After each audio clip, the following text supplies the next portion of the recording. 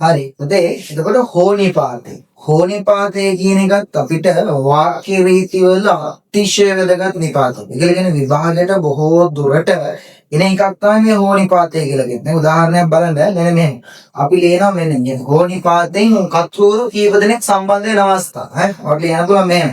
මම හෝ ඔන්න මම හෝ හරි මම හෝ අම්මා ඔන්න මම හෝ අම්මා. එතකොට කතුවරු දෙන්නෙක් ඉන්නවා නේ. දෙන්න මුක්තයි. මම හෝ අම්මා. ආයෙත් බලන්න මේ වගේ හෝ කියන නිපාතෙන් ආවහම කොහොමද වාක්‍යයක් අවසන් කරන්නේ කියන එක අපි කතා කරන්න බලාපොරොත්තු වෙන්නේ. හරි කොහොමද අවසන් කරන්නේ කියලා බලාපොරොත්තු වෙන කතා කරන්න බලාපොරොත්තු වෙන්නේ. අපි මේව වань මලිනවා හරක් හෝ හරක් හෝ හරක් කියමු බහුව වචනයි ඒ උද්ද හරක් හෝ අලියා අලියා වැට කඩයි වැට කඩයි. ඇයි හරක් හෝ අලියා වැට කඩයි කියන එකේ කඩයි කිව්වම මේක වචනයි. එහෙනම් කාට අනුවද හරක්ට අනුවද තිබ්බේ අලියාට අනුවද තිබ්බේ මොකක්ද ඒ කරේ? ඔන්න යම් කිසි වෙලාවක එහෙමත් නැත්නම් අපි කියනවා මොකද්ද? හෝනිපාතෙන් කතුවරු කීප දෙනෙක් පුතේ උක්ත වුණාම මේ දිනවන්න හෝනිපාතේ මේන් තියෙනවා. මේ හෝනිපාතේ කතුවරු දෙන්නෙක් හරක් ඉන්නවා අලියෙ.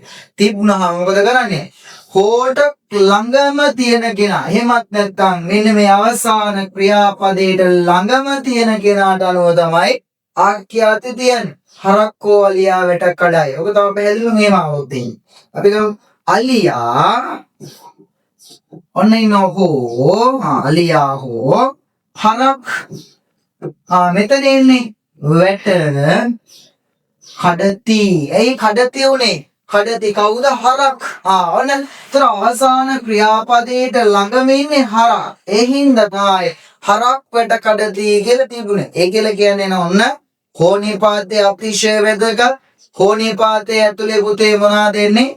හෝනිපාතේ ඇතුලේ කතුවරු කීප දෙනෙක් යෙදෙනවා. ඉතින් ඔන්න කතුවරු කීප දෙනෙක් යෙදුනහම ක්‍රියාපදයට ළඟම අවසාන ක්‍රියාපදයට ළඟම ආඛ්‍යාතයට ළඟම කතෘට අනුව තමයි ක්‍රියාපදේ අපි තියන්නේ. උදාහරණයක් විදිහට අපි තව මොනවා හරි තව වාක්‍යයක් කරන් බලමුනේ. අපි ලියනවා මෙහෙම.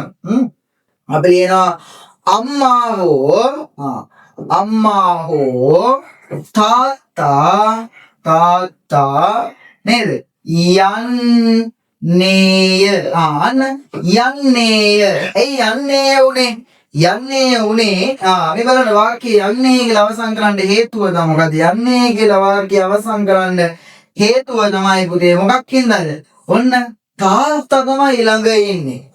ක්‍රියාපදයේ ළඟ ඉන්නේ තාත්තා. එහෙනම් අම්මා හෝ තාත්තා යන්නේය කියලා අවසන් කරා.